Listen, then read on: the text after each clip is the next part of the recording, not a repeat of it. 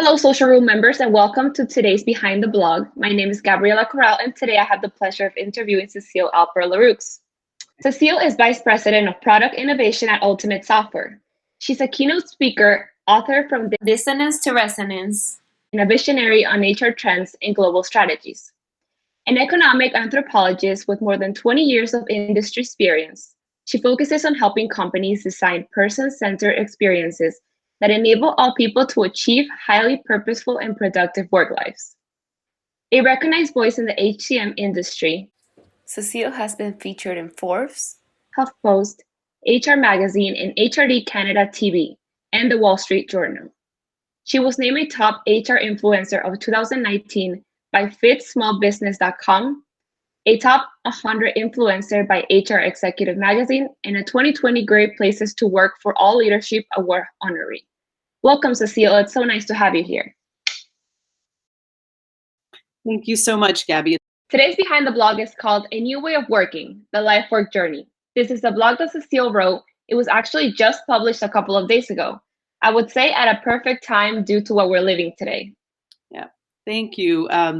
Yes, we are really, and I don't want to overuse the terms that everyone's hearing about all the time, but the whole idea of how we think about the employee's experience overall, I think has been limited. We've talked about sort of this employee experience life cycle. It's a really neat cycle that actually is kind of dehumanizing because people don't really want to be subjected to this cycle of transactions, which is the hire to retire life cycle. Think about what it means when somebody is selected, then they are evaluated, and then they might learn something new. All of these things are sort of tracked by HR, but it doesn't take into account the human and really the life aspect of our working lives. We all have had this experience. Right now, a lot of us are sort of feeling this kind of chaotic situation that we're in because people are getting sick. Perhaps a loved one, unfortunately, is suffering from COVID-19. There are so many challenges, or people have lost their jobs as a result of the economy slowing down or even coming to a halt. So all of these things kind of impact our work in a really, really important way. So we kind of think about things like, oh, well, we've got work-life balance. Well, the reality is no one can actually balance work and life. These things coexist. They exist as a whole. And so the idea of the life work journey is to really represent the fact that you can't separate work from life. You certainly can't balance it. You can try to integrate those things, but the reality is that these things are utterly intertwined. And so when something happens, somebody gets sick, even on a micro level, if one day you wake up and your child is sick or a parent is ill, that throws things into a different state. And you have to understand those states. Yep. And this life work journey has 6 stages, correct? Right. Can you explain each of those stages and what they each mean? Yeah. Perfect transition. So when I think about the very first state, and this is, and I want to make it clear that the whole idea of the life work journey doesn't mean that you start in your very first job at one of these stages and then you eventually move on to the last stage. But before we get into the realities of that, these things can happen at any time. They can happen multiple times within a certain work. So without further ado, let me talk about what those different stages are. The first stage is being at risk. This is really when you're at risk, you are, your focus is, I just need to get paid. You're kind of ruled a little bit by fear or self-preservation. And by the way, a lot of us are in this stage right now. Even in companies where generally not everyone thinks, oh my gosh, I'm going to lose my job, because of the large number of layoffs and furloughs and those kinds of things, people are all sort of wondering, like, am I going to be able to keep my job? So when you're at risk, here's the problem and the behavior that happens when you're at risk. When you are at risk, you are not necessarily contributing at the highest level because you're so focused on, I just need to keep my head down. I need to do what I need to do to stay employed. Or if you do lose your job, now what do I do to be able to get there? The second stage is being in a stage of security. And I'll just tell you what all 6 stages are. So it starts with at risk. Then you go through being, a sense of security. Then once you hit this level of security where you're like, okay, now I'm all right. I think I will be able to move on. I've got a little level of comfort here. I can start building capital, and I feel better about the stability of my work and my life together. And then you can, at that point, start thinking about, well, maybe I'll take some risks. And that's where growth happens.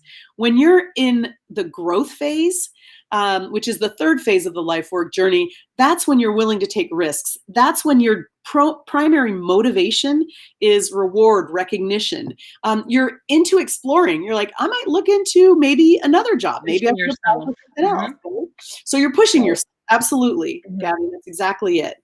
Then we go into self-realization, influence, and legacy. Those are sort of the more outward facing, because once you've gone through growth and you've succeeded in doing something new, then you start gaining confidence and you can actually take a step back. But if you think about it, though, from being at risk to feeling more of a level of security to then going into growth, then being able to be like, all right, I have arrived. I've got, self-realization. This is where I am.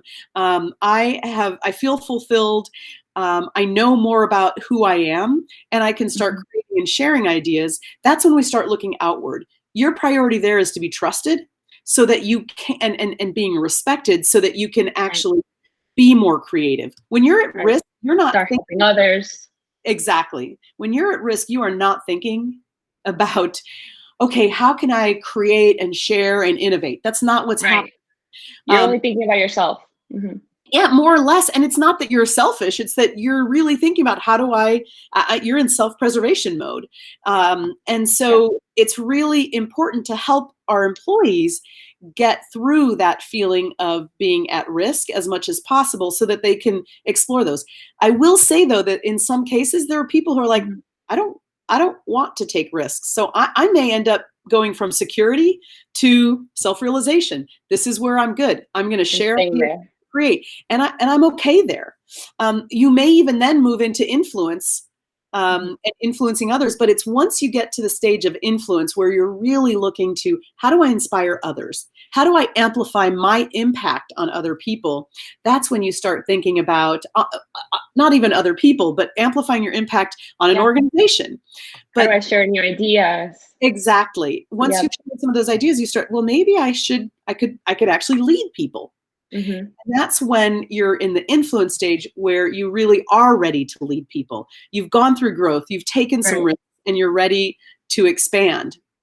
And then finally, we get into that last stage of legacy. This is where you've achieved your purpose. You know what your purpose is, and you want to help others find their purpose. So this is where people really start sponsoring. And honestly, there are, I've talked to my son who's a senior in college and university, and he was talking about how, I was already thinking about it as a senior. I sort of feel it because he read this blog. I was very honored, by the way. And he's like, I kind of like that, Mom. It's a little terrifying because I definitely feel like I'm at risk right now because I'm not graduate, with my whole class. And I don't know what kind of jobs will be available when the economy opens, right? Especially now. But he was helping others.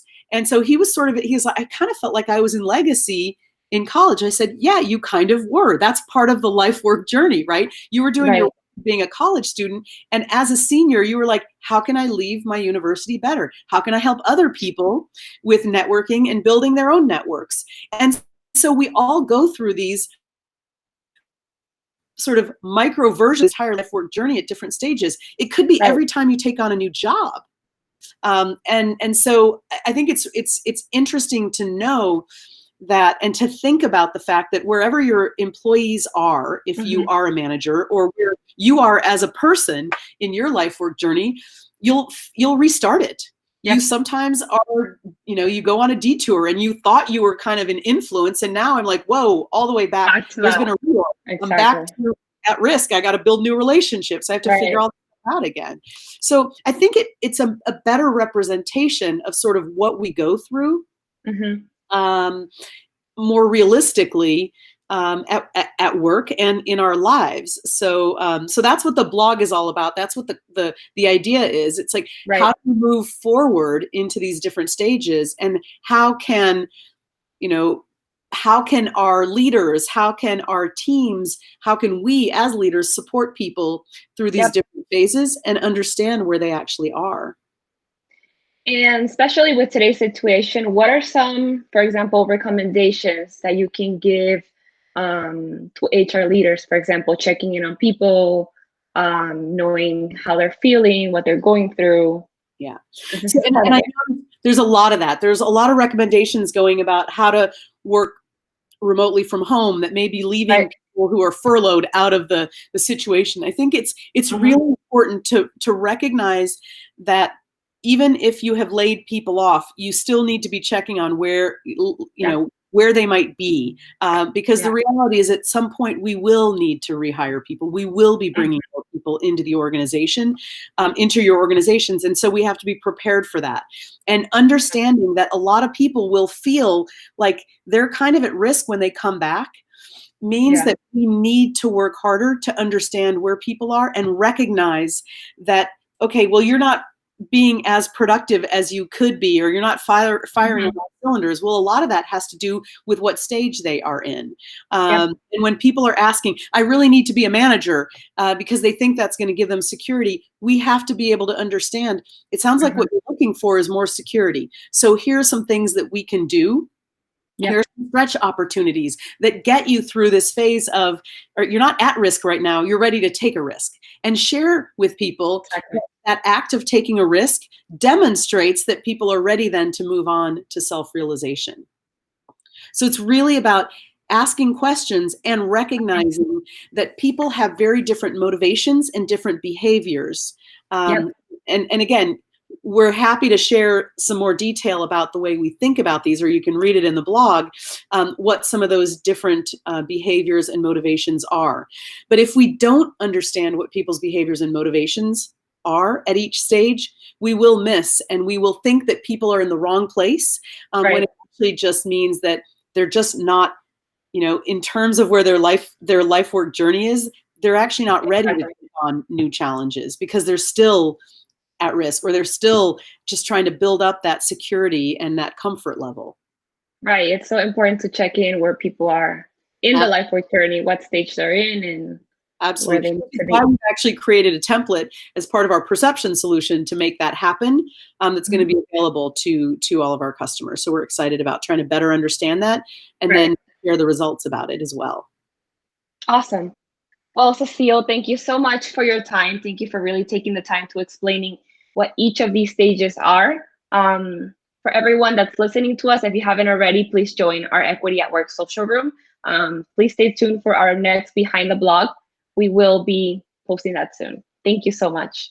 Thank you very much for having me. It's a real pleasure. And any questions that come through, I would love to have further conversations about this. If there are some things that are missing, let's hear it. I'd love that. Thank you Right. very much, Gabby. And you can find Cecile's blog link under, I will post it right here. Thank you so much. Thank you.